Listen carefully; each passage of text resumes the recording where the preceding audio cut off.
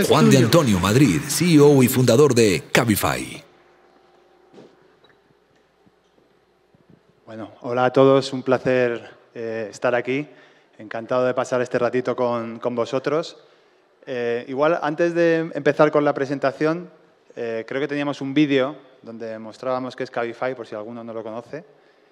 Y después, pues, os muestro una presentación. Creo que necesito un pulsador. Perdonad que no lo tengo por aquí. Y con eso poder empezar.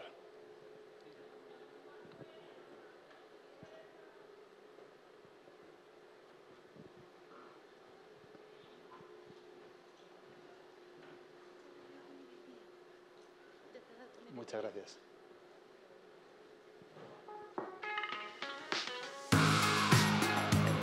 El mundo está en constante movimiento. 24 horas no siempre son suficientes para resolverlo todo, pero tu empresa no para de crecer. Todos van a la oficina, tu área comercial tiene reuniones con clientes, tu equipo de marketing asiste a eventos, tu empresa mueve el mundo. Y por eso nosotros queremos mover a tu empresa. Para que mientras ustedes se dediquen a alcanzar sus metas, nosotros nos encarguemos de su movilidad.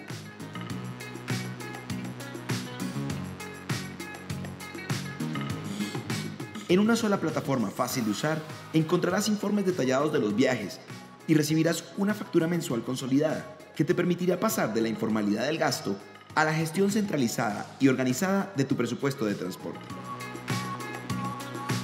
Tu empresa mueve el mundo. Deja que Cabify mueva a tu empresa.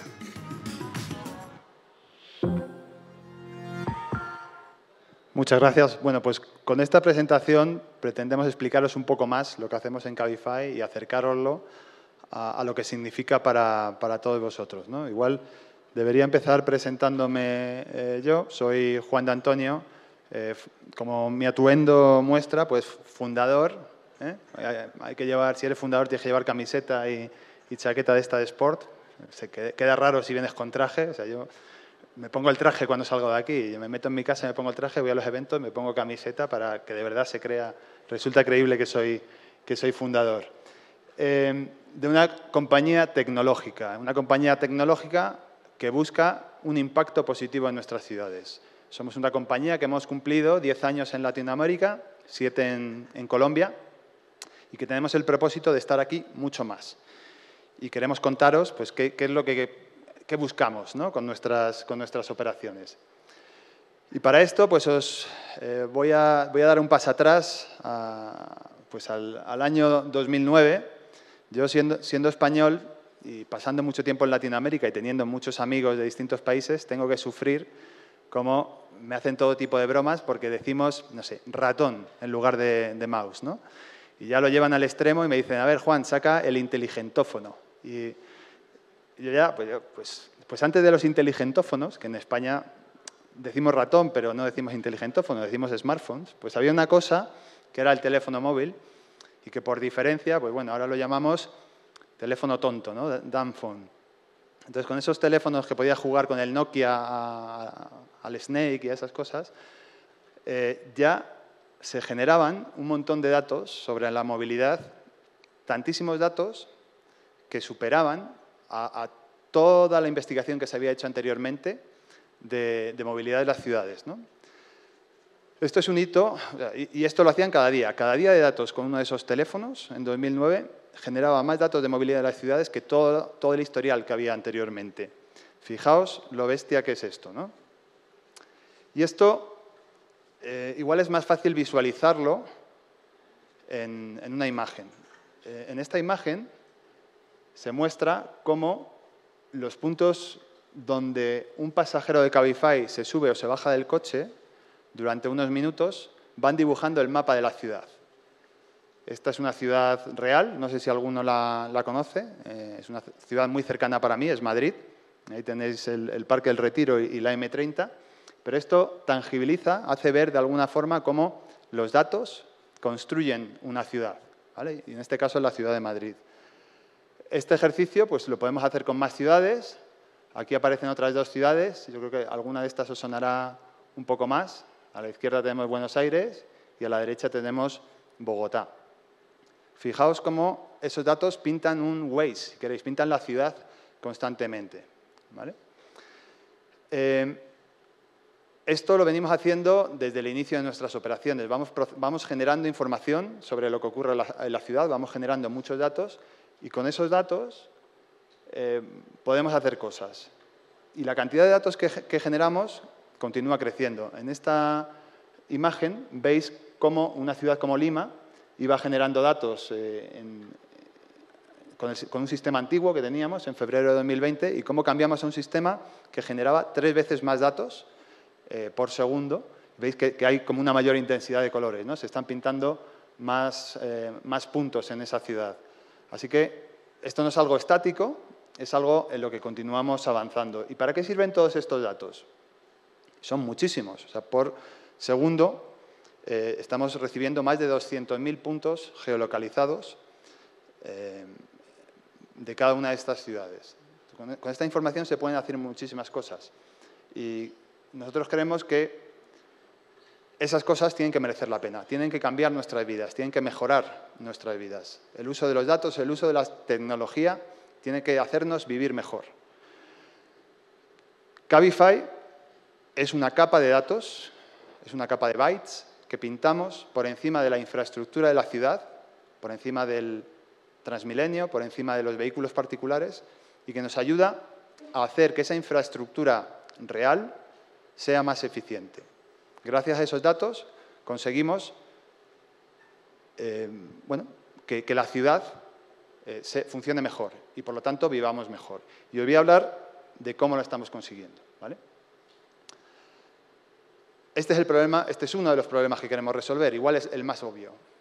Los vehículos particulares ocupan un espacio tremendo en la ciudad y ese espacio hace que no nos podamos mover y estamos atascados o contaminados por este problema, ¿no? Este es un ejemplo de Barcelona, pero en cualquier ciudad del mundo pues, sufrimos estos efectos. Gracias a los datos podemos resolver esto. Pero el problema no es que estemos en ese atasco. El problema es que ya tenemos una ceguera al vehículo particular. Damos por sentado, damos por correcto, damos por válido una situación que no debería de serlo. Esto los expertos en movilidad lo llaman ceguera del vehículo particular. Y en Cabify lanzamos una iniciativa hace un tiempo que intentaba darnos visibilidad de cómo el mundo podría ser mucho mejor si recuperamos ese espacio para los ciudadanos. Y lo quería mostrar como ejemplo antes de avanzar.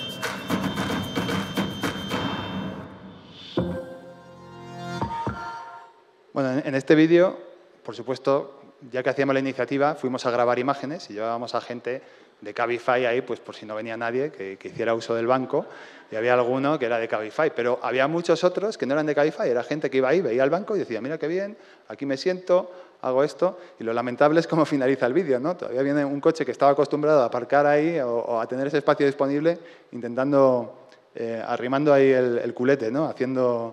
Haciendo fuerza. Pues eso no puede ser. O sea, tenemos que acabar con esa ceguera. Ese espacio, si lo recuperamos, pues puede ser brutal, ¿no? Pero centrándonos en los datos, y este es un estudio del Ellen MacArthur Foundation, que está muy centrada en los vehículos.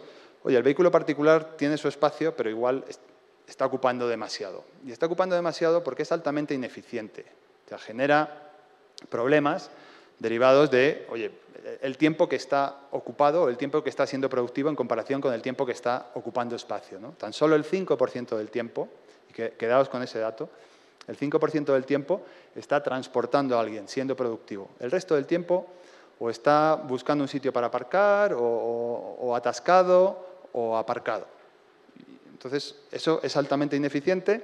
Es también muy ineficiente que pese 12 veces más que el peso que está desplazando. Eso desde el punto de vista energético es una barbaridad. También es muy ineficiente que use motores de combustión que tardan en calentarse y hasta que no se calientan no son eficientes también. Entonces, es un problema verdaderamente serio que deriva pues, en problemas de salud y en muchos que no vemos porque tenemos esa ceguera. O sea, que estemos acostumbrados a que los coches particulares estén por todas partes es un verdadero problema, ¿no? Hay alternativas y lo que hoy damos por hecho, en un plazo muy corto de tiempo, puede cambiar de forma radical. Y aquí os traigo un ejemplo de un desfile que se hace en Pascua, en Nueva York. En cuestión de 13 años, cambió radicalmente. En el año 1900, de todos los vehículos que circulaban en ese desfile, solo había un vehículo de motor, el resto eran vehículos de caballo. Y 13 años después, en esa misma foto, solo hay un vehículo tirado a caballo. El resto de vehículos son vehículos de motor. Nadie se esperaba esta transformación en un periodo de tiempo tan corto, ¿no? La tecnología llega, sabes que va a llegar, pero no sabes cuándo va a llegar. Estos cambios son impredecibles. Entonces, creo que es razonable que nos pensemos, si esto ha ocurrido en el pasado, qué tipo de cambios, qué cosas puede haber, cómo está evolucionando la tecnología y qué nos podemos esperar que haga que nuestras ciudades cambien, ¿no? Y que este problema con el vehículo particular, que parece irresoluble, pues lo resolvamos. Me voy a centrar en dos tendencias. La primera es el precio de las baterías.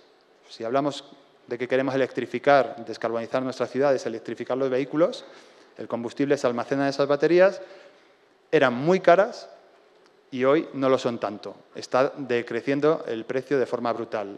Yo ahora en Madrid, que es una ciudad muy distinta a esta y tiene muchas cuestas, suelo ir a la oficina en una bici eléctrica.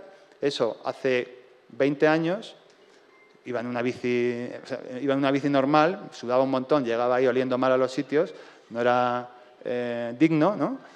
Porque no había la batería que hoy me cuesta $200, en ese momento, dada la evolución de los precios, me hubiera costado $2.000 y hubiera pesado 20 kilos. Era irrealizable. Entonces, hoy tenemos bicis eléctricas porque esta evolución tan rápida de la tecnología nos permite que esto sea posible. Entonces, hay una parte de la electrificación que está llegando y hay otra parte que yo creo que es aún más relevante, que lo hilo con lo que decía al principio, los datos y cómo usamos esos datos. El poder de computación lleva 5 décadas mejorando significativamente año contra año. Lo que veis a la derecha es el coste de almacenamiento de información y cómo evoluciona con el tiempo. Eso, que parece una línea recta, no es una línea recta. El eje de la izquierda, el eje Y, si os fijáis, es un eje logarítmico. Significa que por cada espacio que nos desplazamos hacia la derecha, se está dividiendo por la mitad el coste. Es decir, la ley de Moore dice que cada 18 meses se divide el coste por 2. Y esto se ha venido manteniendo desde hace 5 décadas. Entonces, cada corte es 10x, ¿vale? Y esto es una línea recta. Cada 5 años, aproximadamente, pues se está dividiendo el coste 10x. Entonces, el poder de procesamiento de datos, y fijaos todos los datos que estamos produciendo, nos permite hacer cosas. Y en Cabify tenemos un proyecto, una iniciativa de las muchas que tenemos, que se llama Un viaje más sabio. El objetivo de este proyecto es que los datos que generamos con cada uno de estos viajes que estáis viendo nos permitan tomar mejores decisiones, nos permitan hacer de la infraestructura de la ciudad algo más útil para todos, más sostenible, más seguro. Es nuestra iniciativa Un viaje más sabio. Y esto comienza con ese 5% que os destacaba al inicio, ese 5% del tiempo que se utiliza un vehículo particular. Gracias a los datos, eso puede mejorar. En realidad, en la industria de la movilidad ya había alguien que estaba haciendo algo distinto. El taxi de toda la vida es un vehículo compartido. Y ese vehículo compartido conseguía mejorar el ratio de eficiencia de ese 5% a un 17%. Lo ha multiplicado por 3,5, que es un gran salto, pero fijaos todo el recorrido que nos queda por delante. Y el problema que tiene, o que tenía el taxi hasta hace poco, era que tú solo podías parar o subirte al taxi en la línea visual del taxista. Limitaba muchísimo la posibilidad que tenía el taxi de conseguir pasajeros, ¿vale? Solo en la línea de la calle. Aquí hemos dibujado una calle, pues solo te recoges y te está viendo directamente. La tecnología, las aplicaciones, desde que empezamos con Cabify en 2011 y bueno, este ejemplo es de 2016, mejorábamos muchísimo ese ratio de utilización simplemente ampliando el área de cobertura de un taxi. En lugar de tener que verlo visualmente, pues con los mapas decíamos, bueno, pues que esté dentro de este circulito, y si está dentro de este circulito, pues le enviamos un pedido. Y eso hacía, fijaos, que se duplicara el ratio de eficiencia de los taxis de un 17 a un 35%,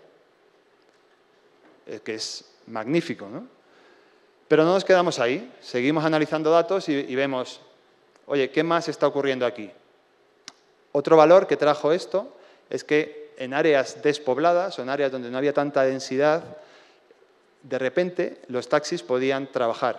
Es decir, en el extrarradio de la ciudad, donde no hay tanta densidad, donde era difícil desplazarse, pues de repente puedes pedir un taxi. Estás ayudando, bueno, pues a hacer una ciudad más cohesionada, ¿verdad? Y este es un ejemplo de la ciudad de Nueva York y cómo los pedidos de taxis o de vehículos particulares a través de aplicativo fueron incrementando con la aparición de las aplicaciones, ¿vale? Entonces integra a la ciudad, es vertebrador. Gracias a los datos, de nuevo. Pero el problema empieza a hacerse un poco más complejo y haciendo uso de los datos puedes lograr ratios de eficiencia mayor. Este es un problema de tenemos 2 pasajeros y un solo vehículo. ¿A quién le asignamos el vehículo? Lo que hacíamos inicialmente era asignárselo al pasajero que estuviera más cerca. Pero si os fijáis, parece que la ciudad se hace mucho menos densa hacia la derecha y es mucho más densa a la izquierda. Bueno, no se ve, pero lo digo yo, os lo cuento. Entonces, es poco probable que haya coches por el lado derecho y muy probable que haya coches por el lado izquierdo. Entonces, la asignación que tiene sentido es ese coche que está en el extrarradio, asignárselo al pasajero más hacia afuera y que los coches que hay por la parte más cercana al centro de la ciudad, que hay muchos, hay mucha densidad, vayan a recoger a ese pasajero. Esto es un poco contraintuitivo, pero ayuda a que mejore ese ratio de eficiencia para la ciudad. Y este problema se puede hacer mucho más complejo. De hecho, nosotros procesamos decenas de miles de estos problemas cada segundo. En realidad hay muchos pasajeros pidiendo coches, pasajeros con necesidades, alguno particular, hay alguno de ellos que quiere una sillita de bebé para llevar a su hijo y tenemos que buscar la asignación óptima, ¿no? Que en este caso, bueno, si alguno estaba intentando resolver el problema, me he adelantado y ahí lo tenéis. Con 11 minutos de tiempo de ineficiencia conseguimos recoger a 4 pasajeros, ¿no? Entonces, este es un mínimo al que hay que dedicar tecnología. Y como os digo, estamos gestionando decenas de miles de estos problemas al mismo tiempo. Pero hay más. Oye, y si además de considerar los vehículos vacíos, consideramos los vehículos que están cerca de finalizar un trayecto y sabemos dónde va a finalizar ese trayecto y podemos ofrecérselo a un pasajero que está a punto de pedir o está pidiendo un trayecto desde allí, esto lo introdujimos en 2018 y fue el desarrollo más valorado por los conductores en ese momento. De nuevo, haciendo uso de los datos, haciendo uso del conocimiento que tenemos, podemos dar un paso más y mejorar esa eficiencia.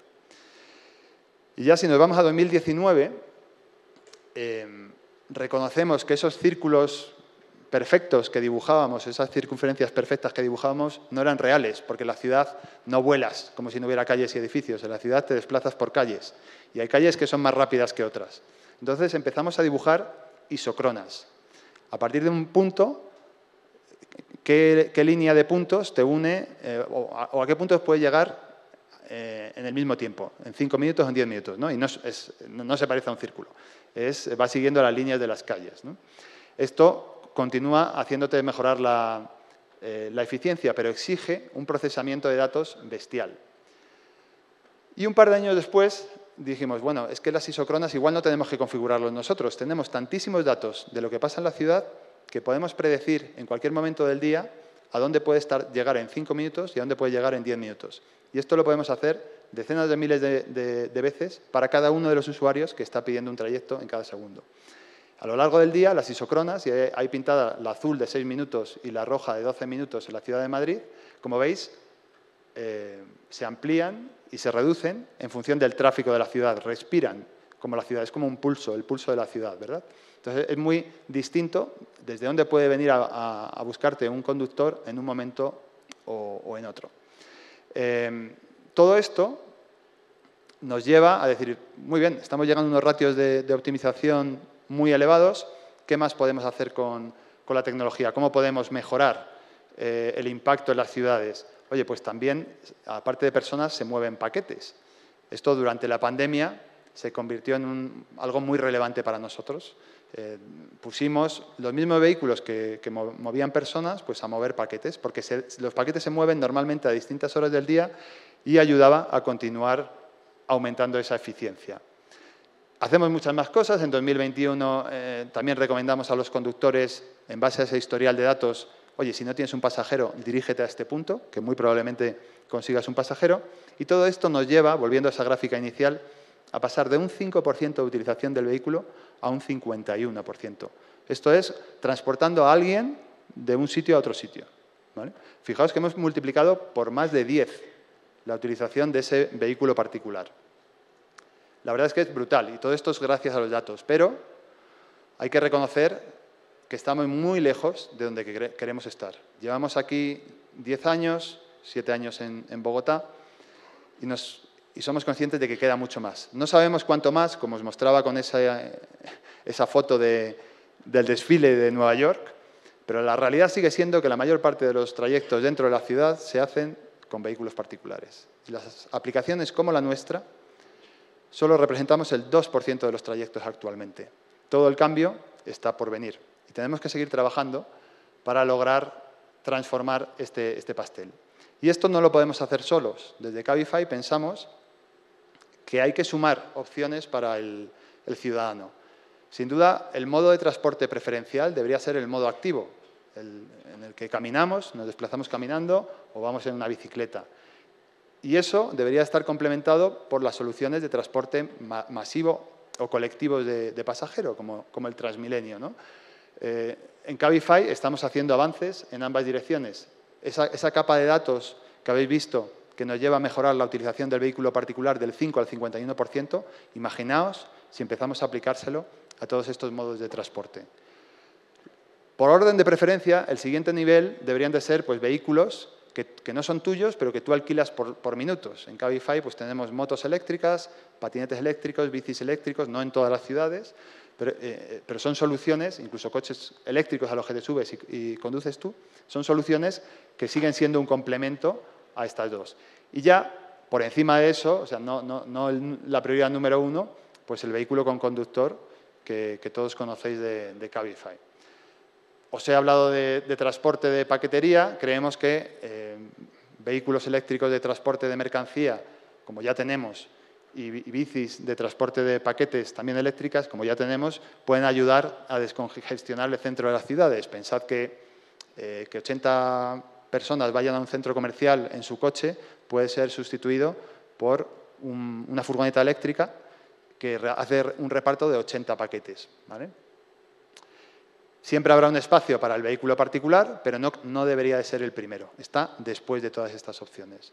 Y este recorrido es natural pensar que se puede hacer si nos quitamos esa ceguera que tenemos con el vehículo particular. Como os decía, Cabify en algunas ciudades ya integra muchas de estas opciones y nuestro objetivo es llevarla a más ciudades.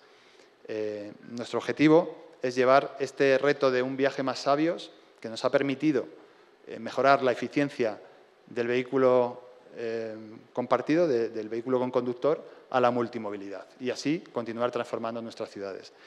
Pero Fijaos que solo he hablado, o sea, cuando hablamos de sostenibilidad y de hacer ciudades más sostenibles, más habitables, se puede quedar en algo muy etéreo. Si lo reducimos, si le preguntas a un niño qué hay que hacer para ser más sostenible, para ser respetuoso con el medio ambiente, muchas veces te hablan de las 3 Rs, ¿no? Y hay veces que simplificar y llevarlo ahí es bueno. Todo de lo que solo os he hablado de la parte de reutilizar, que es incrementar la utilización del activo que ya tienes, reusarlo, ¿vale? Fijaos el impacto que se tiene con eso. En Cabify trabajamos también en otras Rs, en reducir y en reciclar. Y en ese orden. O sea, primero reutilizamos, luego reducimos. Reducir para nosotros significa descarbonizar nuestras flotas, que se reduzca la emisión que generamos. Tenemos ya proyectos de electrificación de flota y de vehículos de hidrógeno. De hecho, trabajamos con el Banco Interamericano de Desarrollo para desplegar estas soluciones en Latinoamérica. Y por último, reciclar. Si usáis Cabify, sabéis que cada trayecto que completáis en Cabify, nosotros nos encargamos de compensar la huella de carbono que se genera. No es optativo, al usar Cabify nosotros nos encargamos de realizar esa gestión, ¿no? Y tenemos un proyecto, varios proyectos en cada país, intentamos buscar proyectos locales. En Colombia tenemos un proyecto en Antioquia, ¿vale? Pero fijaos cuánto nos queda, porque solo me he centrado en una parte muy específica, que es reutilizar en una de las opciones de multimovilidad. No se ha hablado de otras cosas que estamos haciendo en reducir, reciclar para esta parte y todo lo que nos queda de multimovilidad. Y quería terminar con esta foto, porque, de nuevo, las imágenes a veces nos abren más los ojos. Os he mostrado imágenes de los datos, cómo se visualizan en las ciudades, pero igual está bien mirar cómo se transforman las ciudades cuando sacas los vehículos particulares de alguna zona, ¿no? Hay múltiples ejemplos, quería poner 2. En Madrid se eliminó una autopista, se soterró y se dejó un espacio para pasear. Si habéis estado en Madrid y conocéis Madrid-Río, lo que había antes es eso de la izquierda, que la gente que vivía en esas casas estaba horrorizada. No se podía vivir, se huía de eso. Y ahora es una de las zonas más visitadas de Madrid. Y ejemplos como estos hay en muchas otras ciudades. A veces, contra la ceguera, con el vehículo particular hay que mostrar imágenes de lo que sería posible. Estas son 2 imágenes reales, pero ya hay empresas que están haciendo rendering y que podéis buscar rendering ciudad sin coches. Cualquiera de vuestras calles podéis imaginaroslas sin vehículos particulares ocupando ese espacio. Creemos que una ciudad mejor es posible y seguiremos trabajando para ello. Así que muchas gracias a todos y encantado de estar aquí con vosotros.